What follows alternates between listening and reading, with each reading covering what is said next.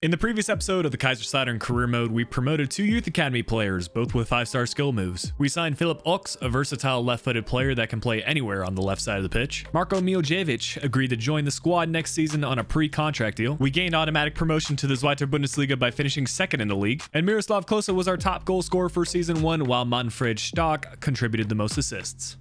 Hey, what's going on everyone? Flick here, and welcome to episode 3 of the FC Kaiserslautern career mode. As always, thank you for the support that you guys are showing on this series. I really do appreciate it, and I'm working hard to keep this momentum going and keep uploading this series on a weekly basis. With that said, I am doing some work behind the scenes to try to get a second video out during the week for you all. Basically, I want to get to a point where I'm uploading one Kaiserslautern video and then one other type of video during the week. That way, we can keep the content on the channel fresh and exciting, and we can carry out this series all the way up until FIFA 21. If you are enjoying the series though, a like on the video is always appreciated, helps out the channel tremendously. But let's get into our season 2 squad update.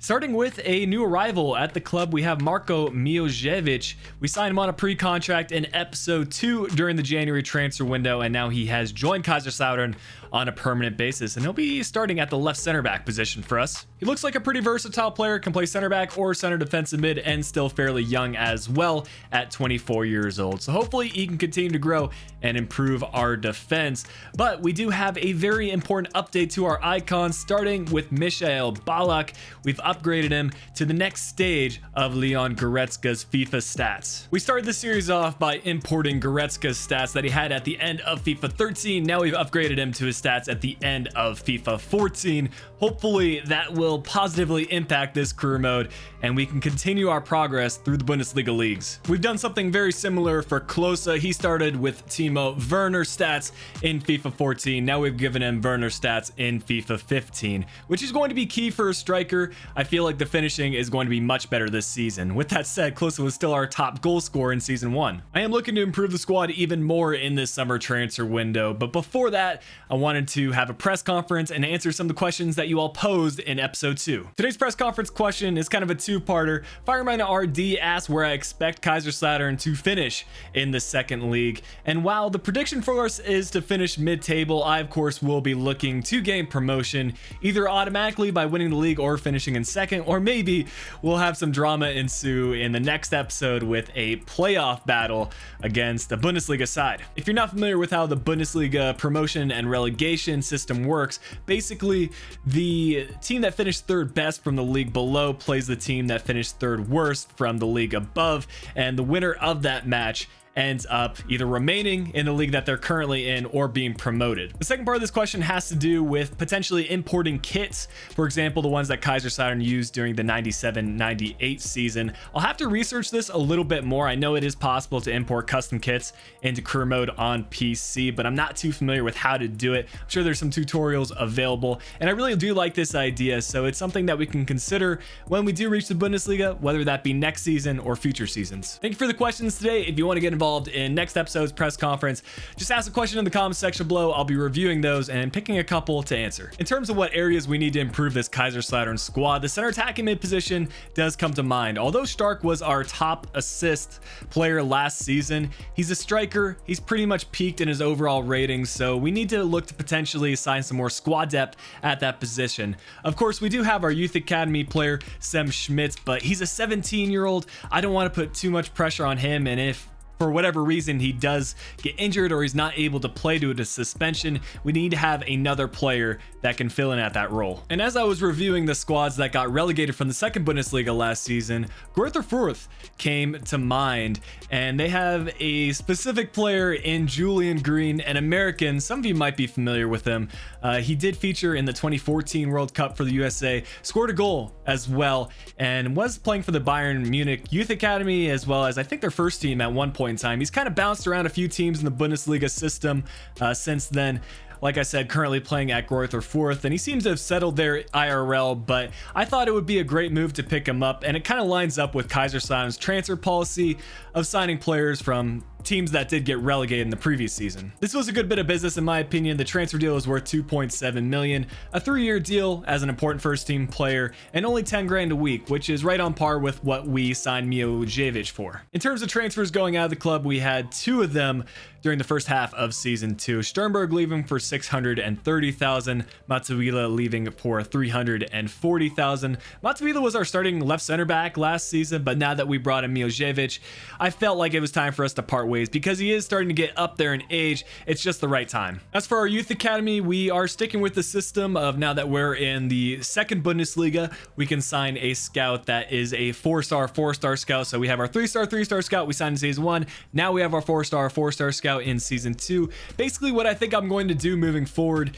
is we'll send our best scout within Germany to look for German talents, and then our other scout we can kind of rotate around. So for this first network, I believe I sent him to the Netherlands, and then we can switch things up for the next episode. I know a lot of you include these icon updates, and it's a nice additional aspect of this career mode outside of the Kaiserslautern stuff, so I'll try to have a small segment in each episode specifically for that. In terms of transfers that happened at the start of season 2, or the start of the 98-99 season, Pirlo left for Inter for 2.2 million. Nakata made the transfer to Perugia for 3.85 million. Van Nistelrooy departed for PSV Eindhoven for 7.7 million. Veron transferred to Parma for 19.25 million. Vieri made the move to Lazio for 31.25 million. PSG really like to sign skillful players, as JJ Okocha made the move for 13.64 million. Marseille were able to pick up Pires on a free transfer. Makalele also left on a free transfer to Celta Vigo. Our first goalkeeper transfer is Lehmann, who left for Milan for 4.73 million. Desai made the move to the Premier League, and Chelsea picked him up for 7.43 million. Hernandez transferred to a lot of clubs around this time period.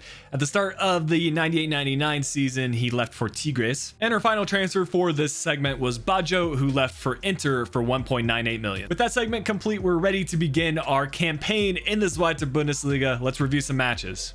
I don't think our first opponent could have been much more difficult than Hamburg. While their current side isn't as strong as they've been in previous seasons, it's still a very good starting 11 and definitely an improvement from the teams we were facing in the third Bundesliga. Hamburg tested us early on in this match, and I could already notice a difference in the style of play from what we experienced last season. But here on a corner kick, it's kind of floating around our final third. Hamburg worked the ball around, and unfortunately, Grill is unable to stop that one. He pulled off some good saves early on, but there's very little he could have done about that. We nearly have an immediate response to conceding that goal as Klose takes the ball away from Hamburg's left back, pulls off a nice drag back to create space. Unfortunately, his weak foot isn't quite what it needs to be to pull off that left-footed finesse shot, but pretty much the remainder of the first half was all Hamburg. They kept on getting efforts on target. Grill kept on making saves, but here in injury time or stoppage time, it's Ox with the ball. Didn't really have a lot of options, so I just wanted to send it across. You never know what might happen. We should have equalized there with Green. He could have gotten a goal on his debut,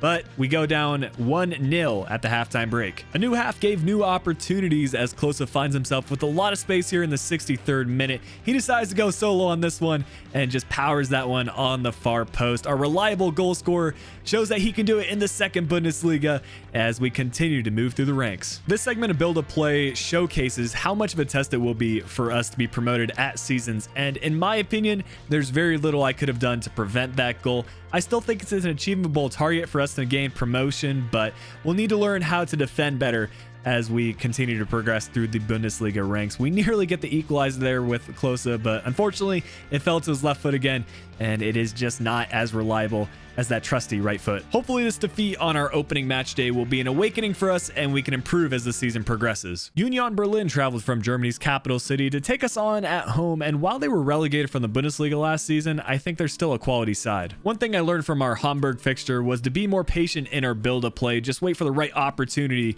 to present itself. Here we're going to get a free kick just outside the 18-yard box, and Bergman will step up to take this one. He's our best free kick taker. He lines it up perfectly and does manage to get it over the wall, but the keeper might have gotten fingertips on it. Regardless, it hit the post. We continue to create attacking chances as Green feeds this one into Klose. Some good link-up play between our center attacking mid and striker as Klose fires this one off on his left foot. It seems like he's preferring that left foot of his in this episode. Unfortunately, good save from the goalkeeper as Pick pulls off a good skill move. We scored from a header in episode 1. Was not meant to be in this match, but here some sloppy play from Berlin. Green has an effort, that one going just wide, and despite having pretty much all the chances in this first half, Here's Berlin, a nice dribble from their player to be fair, and a nice square across to find the open man as Anderson puts Berlin up 1-0 in the 41st minute. Unfortunately, the second half wasn't quite as eventful as the first half. Really, our only chance came from Schmitz.